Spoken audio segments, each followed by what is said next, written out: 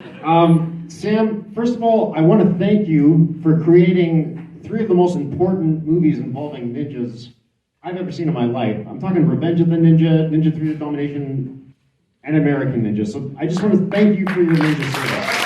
Thank you so much. Hey, listen, you're welcome. First of all, I want to welcome everybody who saw the movie, and I want to thank you for coming and supporting and watching the movie and still being fans, loyal fans of this movie, Ninja 3: The Domination, and I understand also other ninja and martial art movies. Well, that's why we're all here, Sam. Making the movie. Now, we do have some questions for you about this movie. My first question, whose idea was it to use the V8? Yeah! The tomato juice in that scene with Lucinda Dickey. This movie was a bit toned down in terms of the amount of nudity and sex that you normally see in a canon films, but yet you guys made ultimately one of the most kinkiest scenes of any sex scene in the canon films involving V8 tomato juice. Whose idea was that, Sam? Okay, the reason, I guess that's what you're asking. How come we suddenly made a movie with a female ninja rather than a male ninja? Well, no, my first question was about the V8 tomato juice. Why did you guys use the V8 tomato juice? Okay, that's a question that I get a lot. You get this a lot, right? I really want to get to the bottom of this question. We're all wondering, why the V8? Okay, I will tell you. This is a question I'm getting from many times and many interviewers, and everybody who I meet kind of asks me this question. So that's what happened.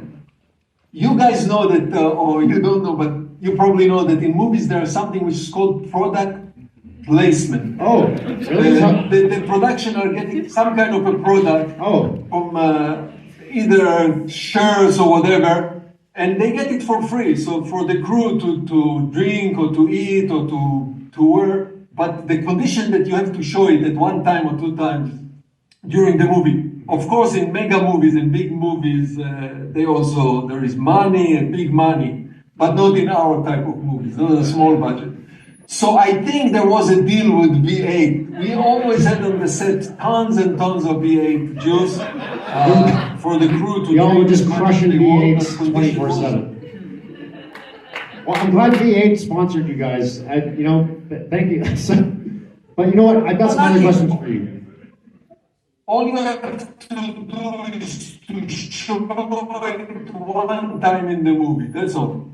Well, but anyway, it was not when we came to this scene to do the seduction scene. The seduction scene. We were debating and talking about it. Jordan Bennett, the actor, Lucinda Dickey, and myself, we were talking about it, and I do not remember whose idea was it. Either Lucinda or Jordan. Jordan Bennett actually claims it was. Jordan claims it was his idea. Actually, I just read his interview in your amazing autobiography, "Stories from the Trenches: Adventures in High-Octane Action Cinema Entertainment from the '80s." It's a long title, Sam. I'm sorry I forgot it. But Jordan Bennett does take credit for this V8 tomato juice bit. So, just letting you know. Brandon, can you repeat the question next? Let's just go to the next question, Sam. So one of the other questions I was going to ask you was that, it's rumored that Sho Kazuki and Lucinda Dickey did not get along very well on set. And part of this was due to the fact that Sho Kazuki was not going to be the lead star of the film. In fact, it was going to be Lucinda Dickey, the star of Breaking. How did you feel about canon films wanting to change the lead star from Sho to Lucinda Dickey? And did you have any idea that you were essentially creating one of the most iconic female heroines of 80s action cinema? Okay, number one, we made the movie Revenge of the Ninja before Breaking. Okay. The company took Lucinda to do Breaking because they saw it in Ninja 3: The Domination. They saw her in Ninja 3: The Domination. So it was the reverse. How did I feel about it? It was a decision by the company. I did not make the decision. We made a movie with Sho Kazuki, Revenge of the Ninja, and then the movie Revenge was very successful, and they wanted immediately to do a sequel. But when they approached me to do a sequel, they told me that they don't want Sho Kosugi in the lead part anymore, but rather somebody else. And they came up, the head of the company, Menachem Golan, he came up with the idea of a female lead. There's one thing I've learned since this 40th anniversary screening that we hosted tonight, and that's that actor Roy Padilla was very disappointed that he wasn't in the jacuzzi scene with Lucinda Dickey. Whose decision was it to not have Roy in that scene? And I think this was a big missed opportunity on your part. Roy is very upset about not being in that jacuzzi scene with Lucinda Dickey. Roy, do you have anything to say about that? Okay, Roy. Hey, come on. How are you doing, man? You took the script and you changed the script. Why? My friend, listen up. Listen what happened. Usually, when we ended up this kind of movies, Revenge of the Ninja, Ninja 3, we ended up with 2 hours, sometimes 2 hours and 15 minutes of a movie. In canon, there was a rule. 95 minutes every movie. They didn't want any. That has nothing to do with you taking me out of that scene. Therefore, sacrifice some material, you understand? And I do not remember, of course it's 40 years, so I do not remember why and what kind of decision we had to do to shed away a few scenes to reach the 95 minutes. Okay, well, that was the most important question I had, Sam. Thank you. Listen, before I have some more questions, but before I open up to the audience for Q&A, I know there's been some recent developments of some of your old projects. 2 movies come to mind. Riverbend recently played at the Denton Black Film Festival. There was a recent restoration of the Steve James starring film that you directed called Riverbend. Steve James, we all know from the American Ninja films and Avenging Force. And I've also heard rumors that you're working on a new sort of director's cut and uncut version of American Samurai, starring Mark Dacascos and David Bradley. I was just wondering if you could give us an update on some of these projects that you've been involved with lately. Riverbend was a movie that we made with starring Steve James from American Ninja. Yeah, Steve James, rest in power. And what happened, it was a controversial movie, privately financed, small budget, but interesting. Racial tension, racial discrimination type of a movie in the South. Okay. And it disappeared. And somebody with interest, somebody who has a special interest in the history of black movies, found a rare print of this movie. A website is called Real Black, people who are dealing with preservation of black cinema. Okay. And he found this one physical print, and he transferred it to high definition digital. It requires some work and requires some cleaning up, etc. But the transfer is done. The transfers. I don't know exactly when they will be able to, but it's a copy of the movie, of course, a digital copy, and I haven't seen it so beautiful since it was made, and the movie is very relevant today, so it's good. I would really love to screen it. Regarding American Samurai. American Samurai, out of 25 movies that I've directed, American Samurai was the only movie the producers they changed it in a very radical way. Not only here and there, they changed the story, the plot line. Yeah. The way it was told. And I really, I don't want to say upset, but I haven't for 35 years, some 32 years. And somebody from your place, from Canada, oh, really? the Canadian editor-director, Lil Goodwin, took, to restore the movie to the way it was originally edited the way I edited it with my original editor. But we cannot find the script. He was looking for a script. I don't have a copy for some reason, and we couldn't find. So relying on my memory only and logic and more or less, he's restoring the way the story was told. The editors also, the producers, added some scenes. Okay, great. Even a sex scene. Usually we don't have sex scenes in action movies. Mm-hmm. And this is, by the way, a heavy action movie, you know. It's kind of a first blood arena type of a movie. People get heavy. So, brother, we deleted all the additional scenes, mm-hmm. and now we are rearranging the scenes, the order, to the way it was originally filmed and edited in the first place. All right. I'd like to open it up. Hopefully. Awesome. Thanks, Sam. I'm going to open up to the audience. Does anyone have a question? Just let me know and I'll repeat it to Sam here. So does anyone have a question for Director Sam Firstenberg? Yes, you over there. How did you make the sword glow? Sam, how did you guys get the sword to glow and the scene where the sword glows? How did we do what? Again? How did you make the sword glow? In Ninja 3, you know, when the sword comes out of the closet, Lucinda Dickey's just like, what? Yeah. This is a very simple trick. It's not a big deal.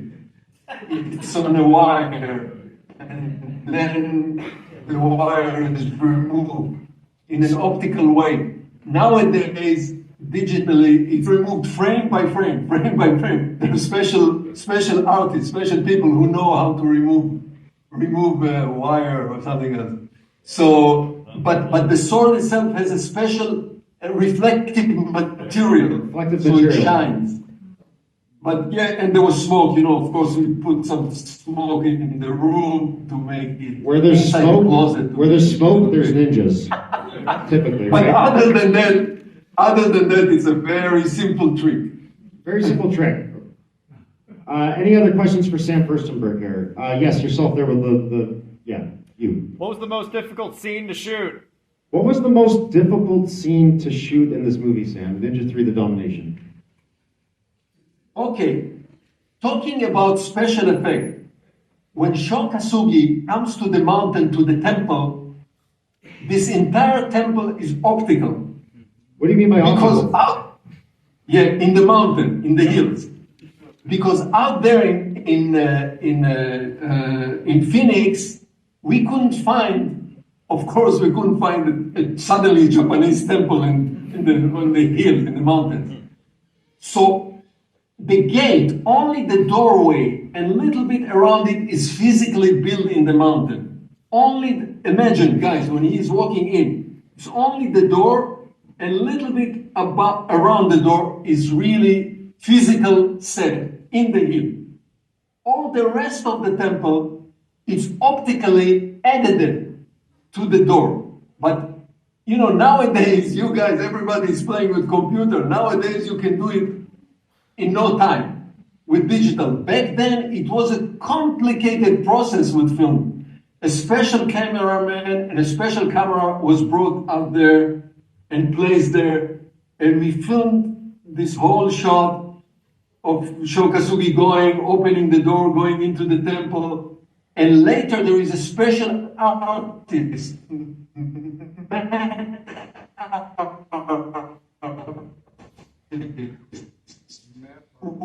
Special matte artist. It was a matte painting of the temple. This whole temple on a glass. And some kind of optical picture. There are physical scenes that you've seen, you know, the golf course, the entire action in the golf course. It took us 1 week to shoot. It's not difficult specifically, but it's more complicated than other things to shoot this kind of complicated and involved scene with the cars going into the lake, with a helicopter, with people falling from.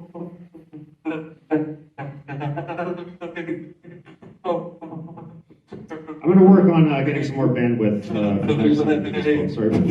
With motorcycles and the ninja disappearing inside the ground. Technical preparation, special effect people, pyrotechnic people, stunt coordinator, etc. So this is complicated by the nature of making it, but it's not difficult. It's not undoable, obviously. Awesome. Any more questions for Sam? I would yes. Oh, go ahead, Sam. I would like to add only one more thing. Okay. That nowadays you see spectacular movies with magnificent special effect, optical effect, digital effect. Back then, or I don't want to say back then, but in our movies, the movies that I directed, everything you see on the screen was physically performed. If a car goes into the lake, the real car went into the lake. No optical gimmicks. Not at all. I think that's why these movies have really endured the test of time, Sam, so thank you. We've got another question over there. Yes, Brett. What was the what's your favorite stunt in the movie? What is your favorite stunt from Ninja 3? I think the one that I remember the most was very complicated was the police car going into the lake. It was performed by our stunt coordinator, Steve Lambert, who was the coordinator of the movie. Just recently passed away. Sadly, I didn't know that. Too early, yeah. Yeah, too early. Steve Lambert. And you see him, he's the pilot. He's playing the pilot in the helicopter. He took the car into the lake. It's mechanically very complicated. Because risky, whoever is driving and going, flying the car up in the air with a special ramp and then going into the water, and then he has to save himself. You never know if the car will land upside down, so they create a special trapdoor in the bottom in case it lands upside down, or in case it lands on the side. They have all kinds of tricks. This is the most memorable in my mind from all the other stunts. Great answer, Sam. There was another stunt that was mechanically interesting, is at the end, in the final scene, when the bad ninja disappears into the ground. He rolls and he goes. He had to build a special elevator that rotates and goes down at the same time. Amazing stuff, Sam. Do we have any more questions for Sam? Yes, yourself. What was Menachem's feedback to the movie? Or I know he wanted a ninja movie with a female lead. Mm-hmm. Were there any other demands that he had, or any other changes he wanted to the film when he saw it? What did he think of it? So, in addition to Menachem's demands to have a female star of this film, were there any other demands or feedback that he gave you when he set you on this task to make this film? So the answer is not at all. When we were presented with this idea of female actress, they still want to show Kasugi in the movie. Maybe it was contractual between him and the company, I don't know. So we presented it to Shokasugi, of course. Shokasugi is the master of ninjas. He understands ninja better than all of us together. Obviously, whoever saw the movie Revenge of the Ninja. So he's the big boss, he's the big guy. But he did not like the idea of a female. I can understand it, everybody can understand it. First of all, why is he not in the lead part? And then he came to us with this reasoning that a female does not have all the physical power, the physical attributes to be a ninja, to lead a movie with a ninja. He vetoed the idea, shocked to be in such a movie. So we didn't know what to do. But one of us came up with the idea that she is not really a ninja. She is possessed by a power of a real ninja, that eventually Shokasugi character will have to come and battle him at the end, as you saw in the movie. So true. But this, also, this idea, he accepted. Shokuzuki accepted. But, and that's how this movie, that's how this story happened. But back to your question, I did not have any pressure from the company at all. We did in Arizona, we did whatever we wanted. If you still hear me, I will tell you something interesting. let's hear it. Let's hear it. And everybody, I want to make the point, really make this point. When we made these movies, Revenge of the Ninja, Ninja 3, The Domination, they were independent, low-budget movies. You know, it was not like studio movies with millions and millions of dollars, etc. So it was comfortable budget. I must admit, it was comfortable budget and comfortable schedule of shooting. No problem there. But still, yet low budget independent movie. So when we made them, while we were making them, in our wildest imagination, and I don't know how to stress it, I could not imagine back then that 40 years later, we will all be sitting now here talking about this movie, which was just screened. And what happened to this movie? That it achieved a cult status kind of situation within all over the world. You know, there are screenings. I'm invited to festivals. People want to interview and talk with me about this movie.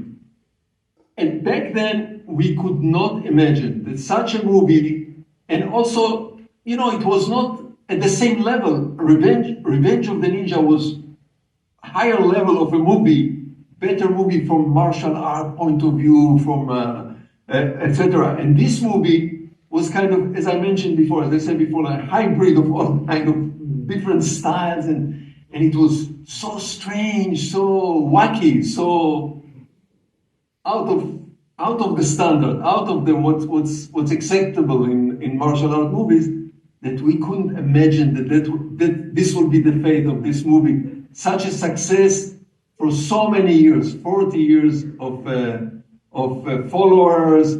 And it was not right away. The first 10 years, kind of the movie disappeared. You know, it came on VHS and disappeared, and then it started to build the base, the fan base, and the followers. It started to build, and it became what it is today. So, I'm surprised. Thank you so much for your time. Thank you for more than 40 years of amazing entertainment.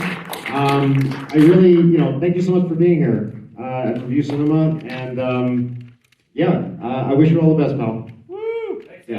Thank you. Putting it together, and thank everybody, all the fans and all the followers who came and viewed the movie and hopefully enjoyed it. And for now, good night and goodbye. Good night, goodbye, Sam. We love you. We love you so much, man. Thank you for this. All right. There it is. All right, take this in.